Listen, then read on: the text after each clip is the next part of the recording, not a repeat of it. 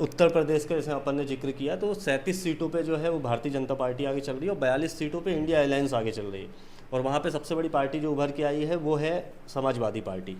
तो ये अपने आप में जो समाजवादी पार्टी का सफाया हो गया था पिछले 2019 के चुनाव में, वो सबसे बड़ी पार्टी अगर उत्तर प्रदेश में बन के आ रही है तो सबसे बड़ा मुद्दा ये हो सकता है कि जो आरक्षण का मुद्दा उन्होंने उठाया और जो दलित वोट ट्रांसफ़र हुए हैं बसपा की जगह वो समाजवादी पार्टी को वोट दे रहे हैं। तो इसमें क्या दलितों का जो वोट गया है, ST SC का जो वोट गया है, ये फैक्टर रहा है या क्यों कोई अदर फैक्टर रहा है? नहीं, अभी जो मेन खेला जो हुआ है भाजपा के साथ वो 3 राज्यों में, एक तो हरियाणा जो कि भले एग्जिट पोल के नतीजे नहीं, वहाँ पे तो नाराजगी साफ नजर आ रही थी ना। हरियाणा में नाराजगी थी, हरियाणा से जरूर इम्पैक्ट नेगेटिव हुआ है। प्लस फिर उत्तर प्रदेश की हम बात कर लें, राजस्थान में भी जो इंडिया गठबंधन है वो बेहतर परफॉर्मेंस कर रहा है। और खासकर यूपी की जो पॉलिटिक्स है वो बहुत हद तक सभी को पता है कि दिल्ली का रास्ता यूपी से होकर के ही गुजरेगा।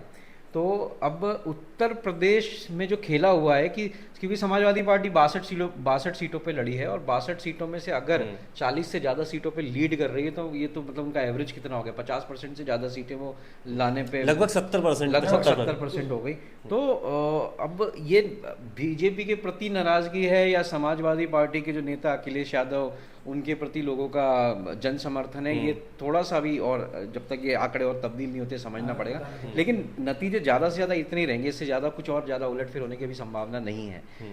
थोड़ा बहुत प्लस माइनस होगा। और अभी भी जैसे जो आंकड़े चल रहे हैं उसमें भाजपा को अभी भी, एनडीए को अभी भी बहुमत दिखा रहा है। लेकिन जो एक तरफा फाइट होने की हम सोच रहे थे कि 400 पार, 370 पार, वो अब मुश्किल है। भाजपा सरकार बना ले, यही बहुत बड़ी बात हो जाएगी। और क्या क्या फैक्टर्स है वो अभी देखना पड़ेगा कि क्या क्या फैक्टर्स। और सर हमने बात भी करी थी कि जैसे परिवारवाद का जो नाम लगता एक बड़ी खबर है, स्मृति ईरानी 10,000 वोटों से पीछे चल रही है उत्तर प्रदेश में, तो ये जो कि अपने आप में एक चौंकाने वाली बात है। क्योंकि पिछले लोकसभा के चुनाव में राहुल गांधी को हराया था और इस बार 2019 में हराया था। 2019 में, और इस बार उनके अगेंस्ट में जो लड़े थे किशोरी लाल शर्मा, कांग्रेस के बड़े नेता रहे हैं और अभी तो कार्यकर्ता बड़े रहे। हाँ, कार्यकर्ता बड़े हैं। और ऐसा कहा जाता था कि उन्हें अमेठी का चप्पा मालूम है। और अभी जब उनको चुनावी मैदान में उतारा था तो ऐसा कहा गया था भाजपा की तरफ से, अरे जब राहुल गांधी नहीं टिके तो ये तो आसानी से हम हरा देंगे। लेकिन अगर वो 10,000 वोटों से आगे चल रहे तो ये अपने आप में कुछ और तस्वीर बयां करता है। और किशोरी लाल शर्मा की अगर बात करें तो लगभग 40 सालों से वो बने हुए हैं और